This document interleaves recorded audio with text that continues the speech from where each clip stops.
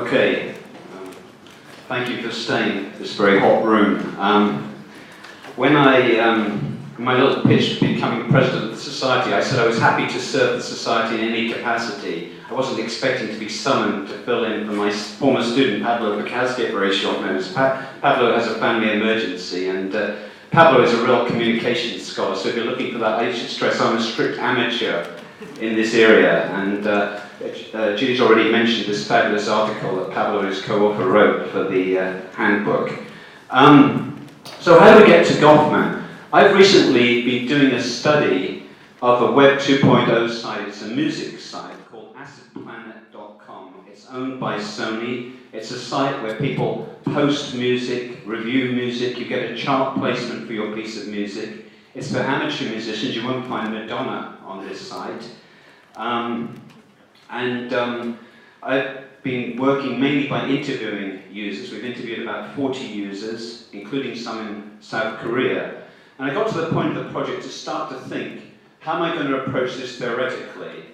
And I thought that the social construction of technology, an approach that Viva Baker and myself have been associated with, which dovetails nicely with the social shaping of technology approach, very similar approach, actually wasn't very strong on this. Because the thing about the use of this website is it's a part of typical Web 2.0. It's a very mundane use of the website. And this is an environment where the technology is kind of almost like infrastructure. Lee Starr was a pioneer in looking at infrastructure. And this is really infrastructure in a meaning-dense environment. That's how I look at the use of these sorts of websites. And if we're looking at meaning, we'll be looking at social interaction. So I started to think, well, if we think about interacting with this website as a process of social interaction, who do we turn to? Well, Erving Goffman is kind of the pioneer in the field of the sociology of interaction. Of course, Manny Shegloff was a student of Erving Goffman. And so I've been reading, going back to Goffman, trying to see how STS might fit with what Goffman had to say. If anyone's really interested in this, I have an essay that's out in Technology and Culture on this stuff. So my general research strategy, and of course STS is very strong on materiality and technology, is to try and put materiality and technology back into social interaction, and then study the role more of social interaction, the sort of thing that Goffman would look at in technologically mediated activities. That's my kind of goal, my game plan. So there's Erving Goffman, the late Erving Goffman, and of course we're all familiar with Goffman as the theorist of drama, dramaturgical work. And these are some of his notions he's developed: role distance, face work, co-presence, framing, front stage, backstage, presentation of self in his very rich career. The material rereading of Goffman I've got comes from reading a couple of his pieces. An essay he wrote in 1961 in the book Encounters on role distance, an essay I used to teach at York University when I was teaching sociology there back in the 1980s, and the famous Goffman front stage and backstage distinction, which is in his book on presentation of self in everyday life. So let me just talk about the later essay first, the 63 one, the role distance. He shows how actors step out of role. This is at the time the sort of structural functionist notion of role was very predominant, and Goffman was interested to show that people not only would embrace roles, but they could step out of roles. And this was interesting in terms of issues of identity and in managing complex social hierarchies. And one of the examples, a classic example, there's two examples in that essay. One is surgery, which is I won't deal with today, but that's an interesting topic for STS. The other is the merry-go-round. I had this sudden insight reading it, and I thought, well, of course, the merry-go-round, that's the carousel. This is actually a technology. And it was really strange that I was teaching this article at York in the 1980s, and developing with Weber the social construction of technology. I hadn't made the link before that Goffman was talking about technology. So he studied merry-go-round and riders at different ages, and he argues that they first learn to embrace the role, and then they start to exhibit role distance. So you've been with your little kid on a merry-go-round, first very hesitant, parents ride with them. They start to embrace the role, they become confident merry-go-round riders, and then they start play acting. And he calls this play acting role distance. Here's the quote from Goffman, he's marvellous at this. This is an example of the observations from the 1950s, how kids do it. Maybe it's the same today, I don't know. He rides no hands, clasps hands with a mounted friend across the aisle, and he's still young enough to show distance by handling the task with a bored, nonchalant competence, a candy bar languidly held in one hand. And he calls that roll distance. The kid is stepping out of the roll. Now, of course, if you think about it, this merry-go-round, the mechanical properties are what enable the kid to exhibit the roll distance. And by the way, the parents also exhibit roll distance. The parents or the siblings watching the kid go around the merry-go-round, you all have this experience that you may be talking with someone, then when your kid comes into view, you sort of wave and look enthusiastically, and the kid vanishes, and you go back to conversation. Oh, yeah, good to see you again, what a surprise. I'd also point out the merry-go-round's a fascinating technology. We should do video studies of this today, I think, because you've also got the administrative apparatus for extracting money from the parent and sometimes the kid. And materiality really matters here. Gottman has a nice footnote that he observed older kids, high school kids, riding real horses as opposed to mechanical horses. And they did this slightly, the roll distance, they exhibited roll distance in a slightly different way on the real horses. They mocked what he called the prissy riding of the horsey set, the more upper class people. So you can do this in a different, you can imagine when they're larking around on a mechanical horse, getting off the horse, they're not going to do this on the real horse. The material circumstances really matter for how roll distance is exhibited. And the same for the surgery example as well. And material and technology stage the performance of interaction, material and technology mediate the performance of interaction. So you can think of that example of the parent looking at the kid. It's like a slowed down kind of movie. The kid's coming into frame, going out of frame, coming into frame again. And so the actual interaction has been mediated by the technology. Now we move to a more famous example. This is where Goffman in the Shetland Islands did his PhD work, which led to the book Presentation of Self in Everyday Life. And he has the famous distinction between the parlour part of the hotel, which is, we can think of it in terms of the restaurant, and that's the front stage, and the back stage, the kitchen and scullery, where the food is being prepared. And he makes this distinction between the sorts of ambience and behaviour that's appropriate for the front stage in the restaurant, much more middle-class norms of behaviour, versus the backstage, the kitchen and the scullery, where the crofters who work there. And he just discusses it in terms of, we'll get to a nice quote, mucus projection. Those of you who are wondering what mucus projection is, it's spitting. Mold, he has a beautiful description of how backstage there's mold on the soup that's scraped off before it's presented, front stage. Things like butter that comes back, half eaten, is flattened out again, goes out again. So the materiality of the stuff really matters here. And Goffman's wonderful. I think I've got one quote here on this. He says, crofter clothing and postural patterns also tended to appear in the hotel kitchen. Thus the manager would sometimes follow local custom and leave his cap on. The scullery boys would use the coal bucket for a well-aimed expulsion of mucus, and the women on the staff would rest sitting with their legs up in unladylike positions. So he's got bodily position, gendered bodily position in this analysis as well. This isn't a part of Goffman's book on regions, and he talks about the materiality of regions, and he makes very nice observations here. He's very interested in radio.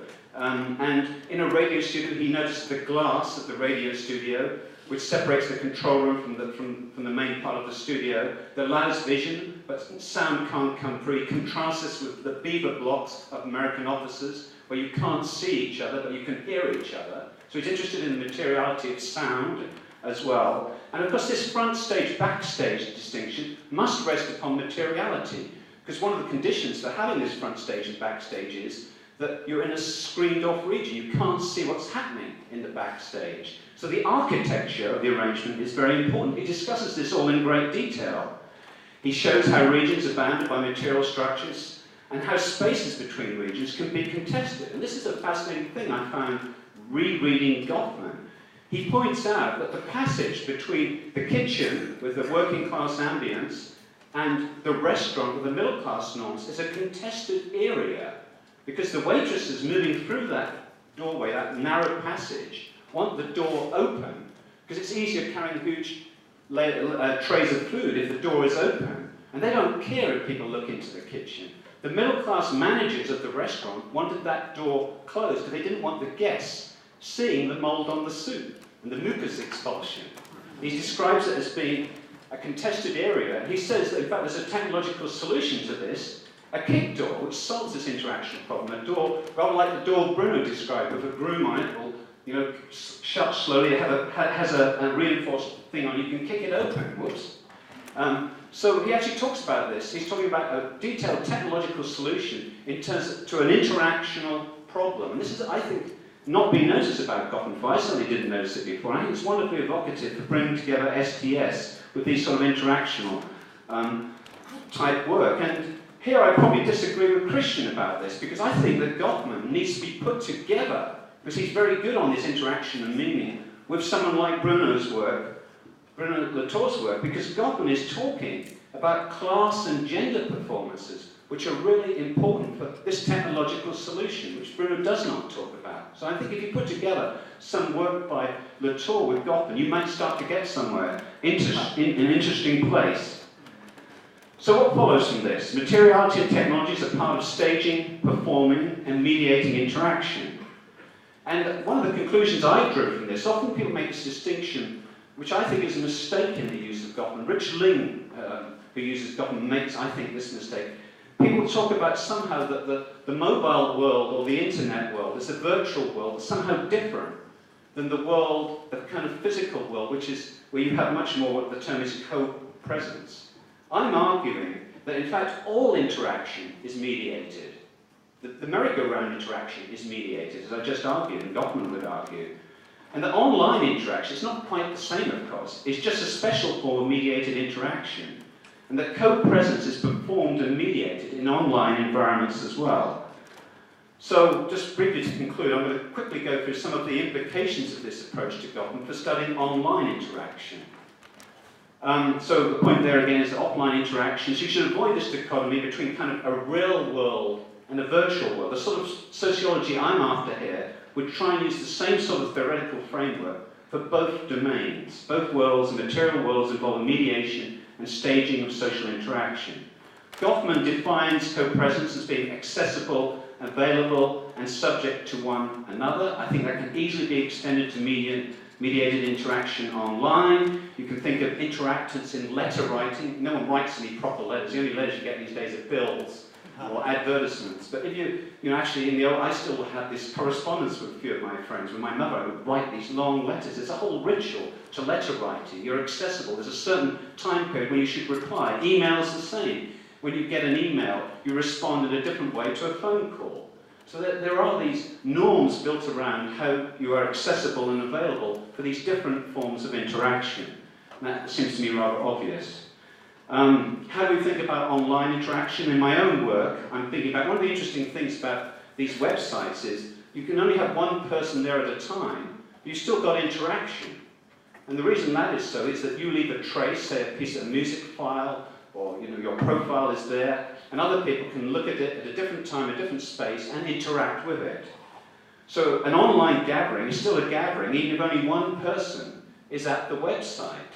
And actually, in terms of sociology of interaction, these online environments are much more interesting because any normative aspects are going to be reinforced because potentially you have very many overhearers and overseers there, a huge number who can visit your traces. So online co-presence displaced in space and time involved interacting with traces, maybe only one person present, constrained by reciprocation norms, peer norms and obligations. These are all the sorts of things I've been looking at in my own research. Online interactions, potentially many overlookers and overhearers reinforcing norms and obligation. Online interaction can be treated also as a performance mediated and staged by technology.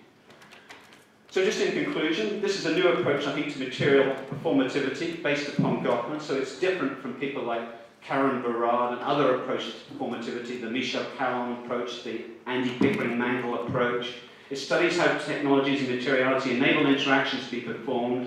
In offline environment, it's the stress would be upon materiality and ordinary interaction, and in online environments, new focus upon how technologies and materiality and changes in them enable properties of social interaction, such as norms and obligations, to become manifest and reinforced.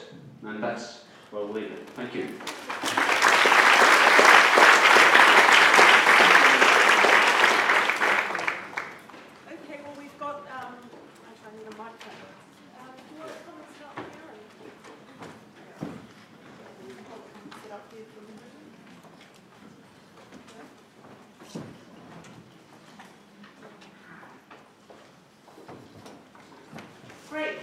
very much. We have got a few minutes for some comments and questions, and I think you'll have a sense with me that it's actually been a very interesting kind of interchange, and that it would appear that with a little bit of mixing of this and that, on the whole, people seem to think that we will be able to deal with whatever happens with information and communication technology. But can I open it up to the floor for any comments and questions that there may be?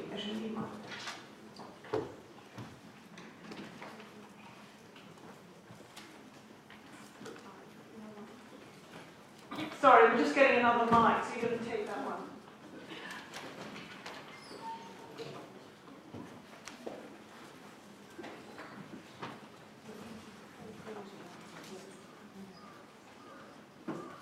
Say some more provocative things. There's a hand. Great.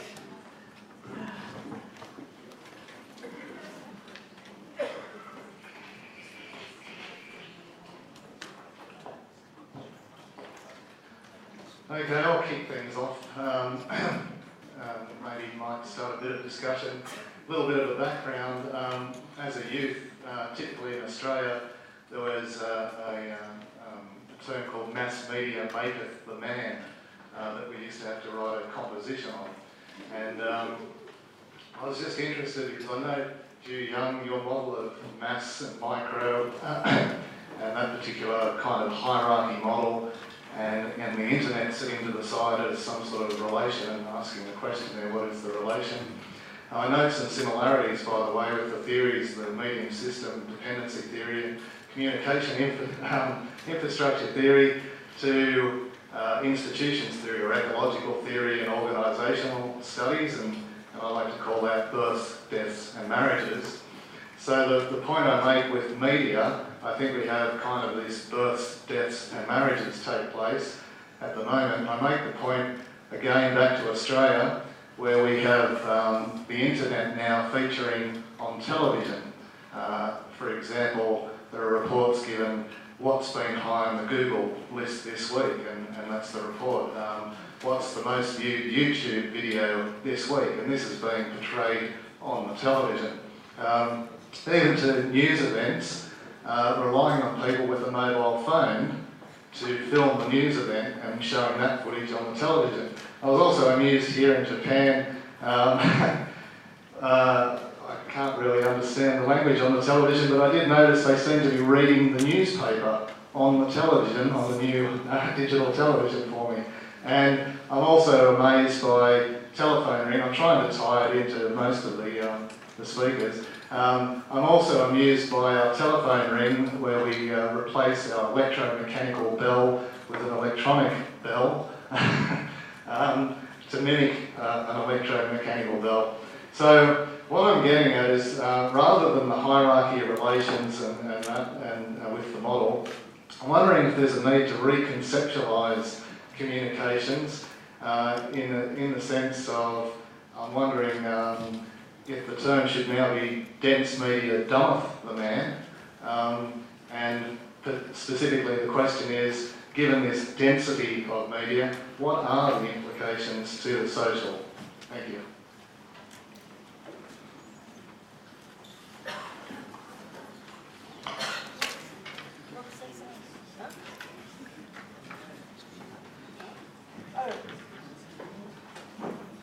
Sorry, everyone's being very reticent here, so I'll have a go. I mean, I must say, just to be provocative, I'm just going to disagree with Trevor here for a moment about kind of what's new and isn't new. And I'm a great fan of Goffman, and I think you can use Goffman for a lot of things.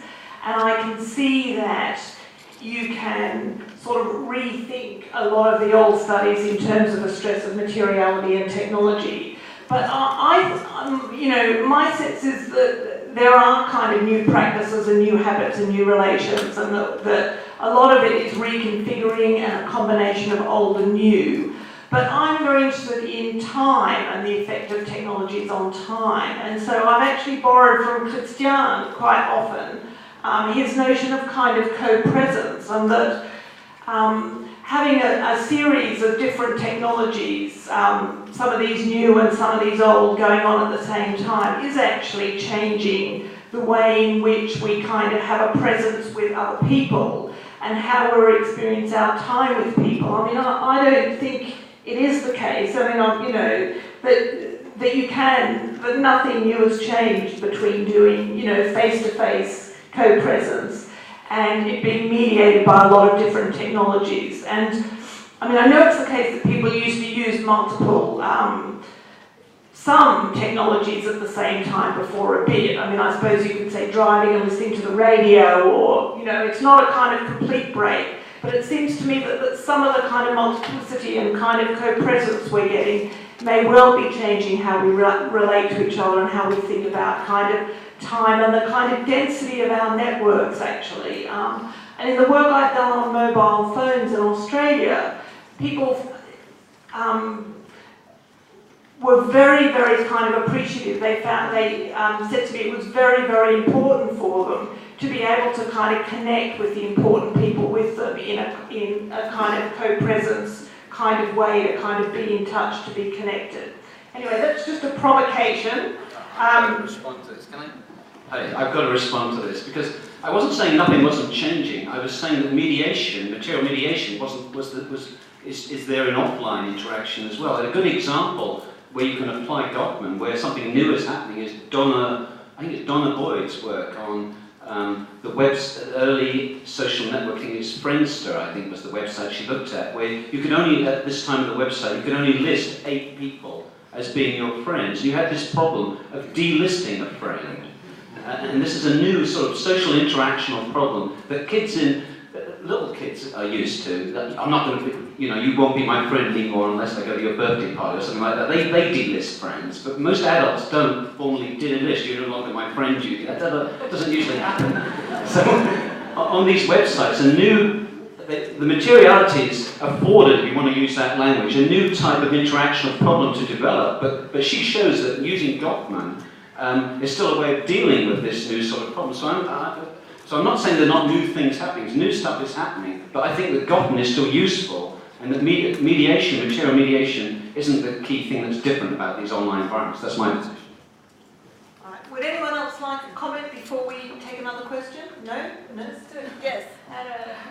So related to what you said, I saw that the Oxford Dictionary is the new word of the year is actually unfriend.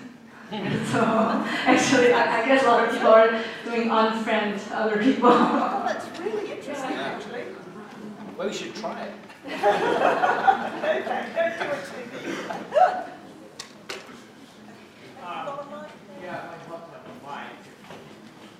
I'll begin with saying that one way of looking at this panel is that we had 3 faces of STS. We had the social shape of technology, symbolic interactionism, and actor network theory. One thing I've liked about the book, The Social Shaping of Technology, which I've assigned for many years, is that it brought social structure into STS. It had a feminist perspective, and it looked at issues of inequality. And that came out in Professor Jung's talk. So my question is, as we look at the relationship between STS and communication or other fields, there's more than one STS, and you know, Judy, I guess this is more a question to you. Does it matter which STS is in relation to communication, and what's at stake, and which side of STS becomes part of that relationship? I mean, it's a difficult question and an easy question, because I must say that, and this is going to be an incredibly unpopular thing to say, so you know, I often think that we kind of spend too much time kind of fetishizing the differences rather than kind of concentrating on the core things we have in common. And I think in a lot of the plenaries I've been in, and I was quite struck in Sheila's talk yesterday, it was very much talking about, well, let's much more focus on what we have in common.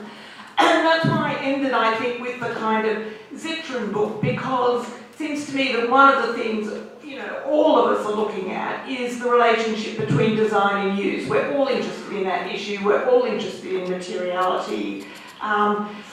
And it seems to me that that's what we can kind of bring to communication studies, whichever version we're bringing of it. It seems to be that communication studies are looking to us to rethink the socio-technical, the socio-material, you know, meaning and materiality, however you want to kind of put those distinctions. And I think there are kind of rich pickings to be had from whatever version of kind of STS we use to kind of address those problems. And I sort of want to be there a bit more, because I am a bit distressed when I read books like Zittra's that we're not sort of there, you know, and that we should be. So I hope that's an answer. I think it's a good question, and I stress one aspect of Gottman's work today. Gottman, in his presidential address to the AS